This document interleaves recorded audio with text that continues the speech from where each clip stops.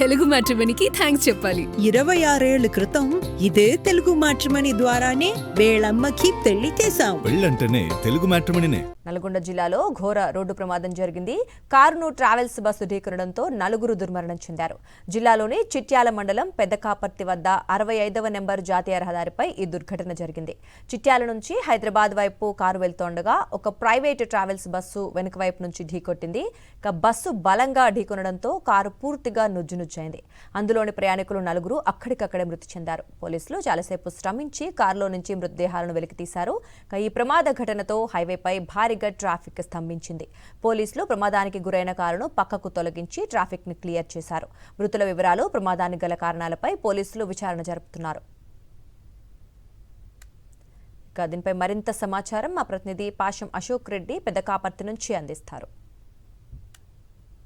నల్గొండ జిల్లాలో రహదారులు రుధిర గీతికని పాడుతున్నాయి. నిత్యం ఏదో ఒక చోట ప్రమాదం జరుగుతున్నటువంటి నేపథ్యంలోనే ప్రాణాలు కూడా 10ల సంఖ్యలో పోతున్నటువంటి పరిస్థితి కనిపిస్తుంది. గడిచిన 6 నెలల కాలంలో చూసుకున్నట్లయితే దాదాపు ఇప్పటికే 80 మంది వరకు కూడా చనిపోయినటువంటి నేపథ్యంలోనే ప్రమాదాల తీవ్రత ఏ స్థాయిలో ఉందో ఒకసారి అర్థం చేసుకోవచ్చు. నల్గొండ జిల్లా చిట్యాల మండలం పెద్దకాపర్తి వద్ద ఈరోజు జరిగినటువంటి ప్రమాదంలో 4 ప్రాణాలు కోల్పోయినటువంటి పరిస్థితి కనిపిస్తుంది. మనం ప్రస్తుతం స్పాట్ వద్ద ఉన్నాం.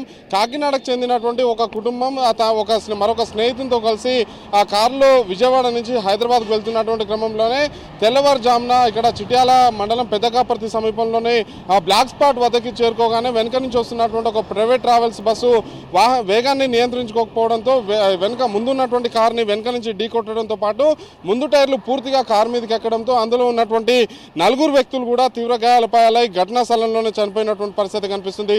చనిపోయినటువంటి వ్యక్తుల్లో ఒకే కుటుంబానికి చెందినటువంటి 3తో పాటు మరొక వ్యక్తి శ్రీకర ప్రసాద్ అనే ఒక వ్యక్తి కూడా ఉన్నటువంటి పరిస్థితి కనిపిస్తుంది.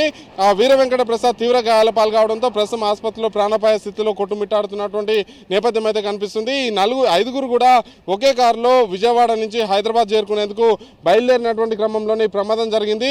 ఏ కోశాన కూడా ఇది కారు అని చెప్పడానికి ఆనవాళ్ళు కూడా లేకుండా పోయినాయి. ఒకసారి చూసుకున్నట్లయితే ఒక ఇనుప ముద్దలాగా కారు మారిపోయినటువంటి నేపథ్యంలోనే అందులో ఉన్నటువంటి ప్రయాణిస్తున్నటువంటి వ్యక్తులు మాంస ముద్దగా మారినటువంటి పరిస్థితి. ఎందుకంటే ఒక్కసారిగా ఇది ఒత్తుకుపోవడం, దగ్గరికి బస్సు ఢీకొట్టడం, అదే సమయంలో ఆ ఐరన్కి సంబంధించినటువంటి షీల్డ్తో పాటు రాడ్లన్నీ కూడా వాళ్ళు ఆ మధ్యలో ఇరికిపోయి 4 కూడా ప్రాణాలు కోల్పోయినటువంటి పరిస్థితి కనిపిస్తుంది. హాట్స్పాట్స్ వద్ద కనీసం ప్రమాదాల నివారణ కాదు కదా, కనీసం హెచ్చరిక బోర్డులు ఇక్కడ తరచుగా ప్రమాదాలు జరిగితే వేగాన్ని నియంత్రించుకోవాలి, నిదానంగా వెళ్ళాలి, ప్రమాదాల బారిన పడద్దు, ప్రాణాలు కోల్పోవద్దని చెప్పేసి సూచించేటువంటి ఒక్క బోర్డు ఉండదు. అదే సమయంలో అదనపు సిబ్బందిని పెడుతున్నాం అక్కడ బ్లాక్ స్పాట్స్ వద్ద అని చెప్పేసి పోలీసు యంత్రాంగం చెప్తున్నటువంటి మాటలు ఈ ప్రాణాలకు పోతున్నటువంటి ప్రాణాలకు సమాధానం చెప్పాల్సినటువంటి అవసరం ఉంది. ఎందుకంటే బ్లాక్ స్పాట్స్ వద్ద ఫ్లైఓవర్ నిర్మించాల్సినటువంటి సమయంలో, రోడ్డు నిర్మాణం జరిగేటువంటి సమయంలో ఫ్లైఓవర్ నిర్మించలేదు. అదే సమయంలో అండర్ పాస్లు నిర్మించాల్సి ఉన్నప్పుడు కూడా అండర్ పాస్లు నిర్మించకపోవడంతో వాహనాలు ఎక్కడ పెద్ద కాపర్తి కావచ్చు, చిన్న కాపర్తి కావచ్చు, ఆ బ్లాక్ స్పాట్స్ వద్ద చుట్టుపక్కల ఉన్నటువంటి గ్రామాలకు వెళ్ళేటువంటి స్థానికులు ఒకసారిగా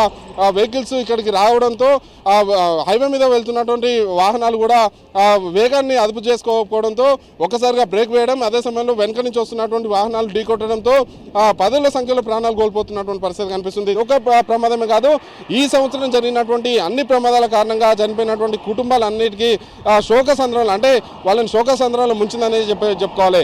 ఈ ఘటనలు పునరావృతం కాకుండా ఉండాలన్నా, రోడ్డు ప్రమాదాలు జరగకుండా ఉండాలన్నా బ్లాక్ స్పాట్స్ వద్ద అదనపు చర్యలు చేపట్టాల్సినటువంటి అవసరం ఉంది. అండర్ పాస్ నిర్మాణంతో పాటు ఫ్లైఓవర్ల నిర్మాణాలు కూడా చేపట్టాల్సినటువంటి అవసరం అయితే కనిపిస్తుంది.